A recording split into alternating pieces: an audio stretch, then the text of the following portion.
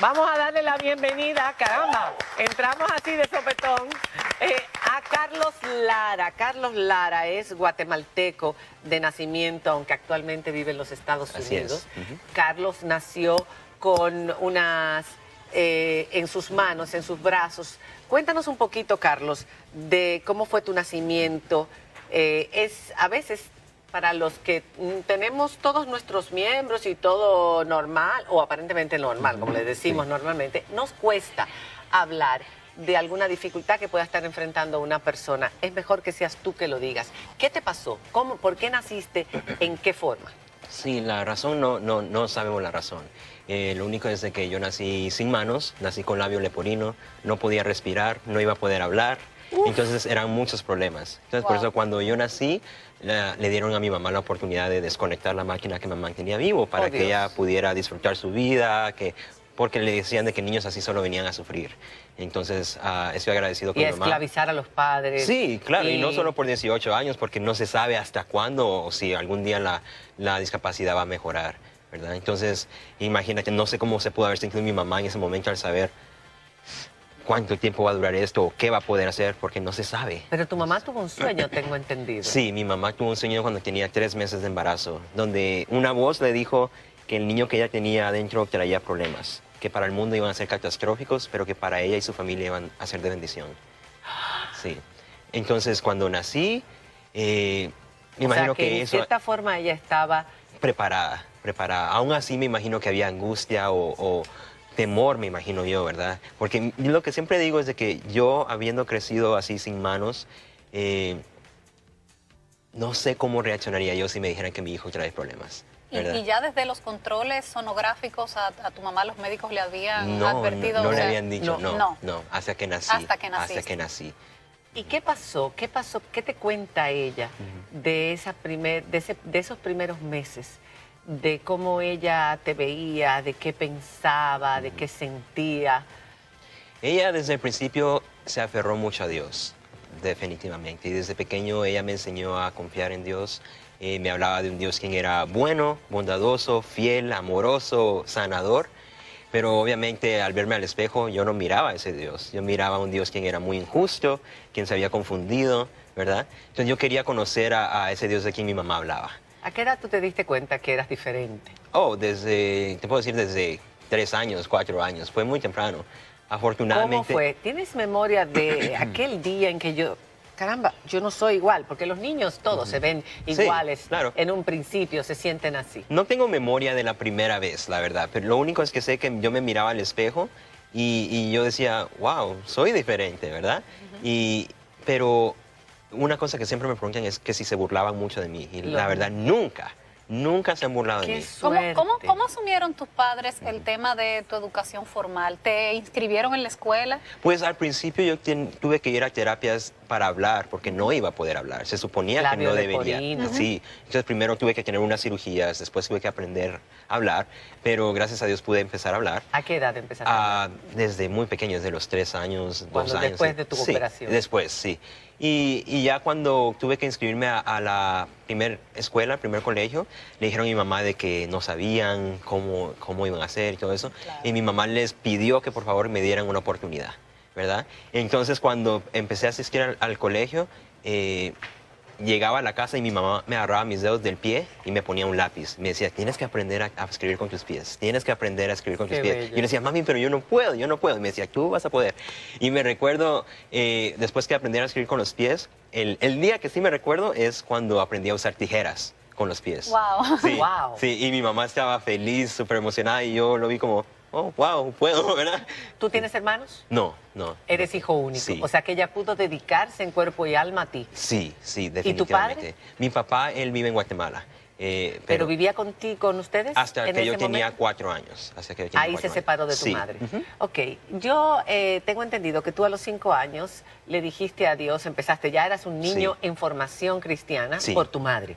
Y que en ese momento empezaste a decirle, yo quiero servirte, Señor, pero yo quiero servirte a través de la música. Sí. Yo quiero que tú me permitas tocar. ¿Qué era lo que tú querías tocar a esa edad? Yo le decía a Dios, yo quiero conocerte por lo que tú eres y yo quiero servirte. Yo quiero tocar la batería. ¿Batería? La batería. Wow. Sí, la batería.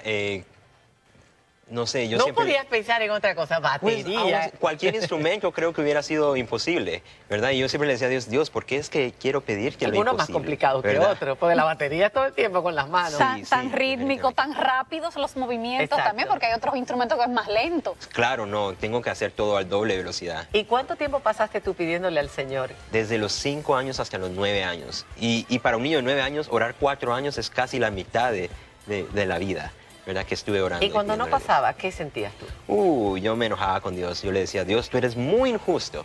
Que yo que te quiero servir y quiero hacer algo para ti, no puedo.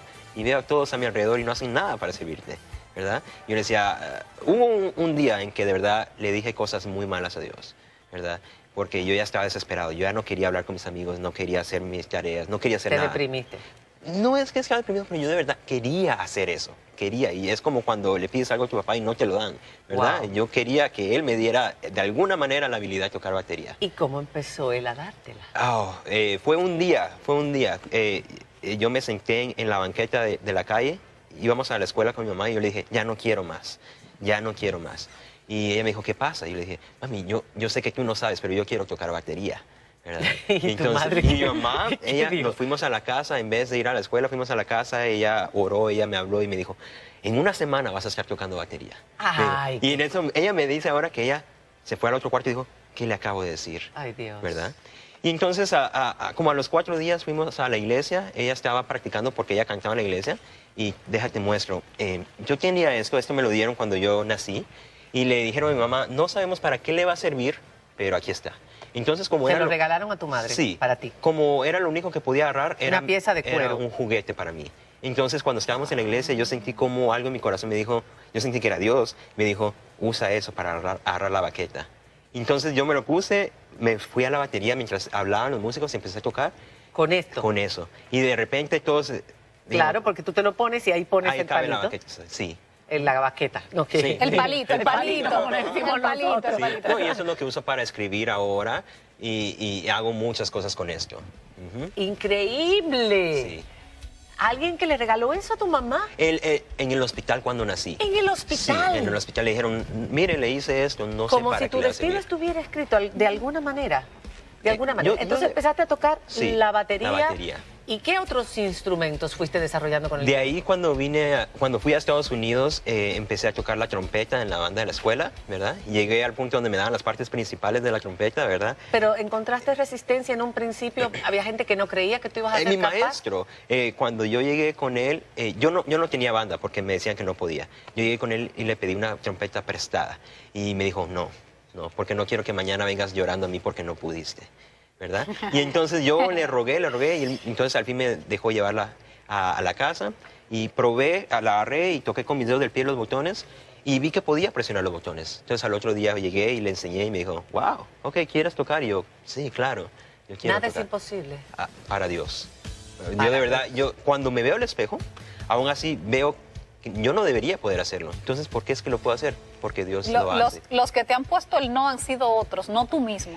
Yo mismo me lo ponía antes. Yo También. mismo, yo me lo ponía. Es Dios quien... Sí, fue Dios Él quien- el que a través de mi vida y a través del proceso fue cambiando mi mentalidad Y ese sueño fue un sueño premonitorio, fue un mensaje de Dios para tu madre. para prepararla. Para se puede decir. prepararla. ¿Qué tipo de satisfacciones le has dado tú, aparte de todo lo que tú has logrado, Sí. en cuanto a la fe se refiere? ¿A qué dedicas tu vida? ¿Tú le sirves a Dios? Sí. ¿Qué haces? ¿A Yo- qué has venido a nuestro país? Yo vine porque este sábado hay un evento sorprendente, ¿verdad?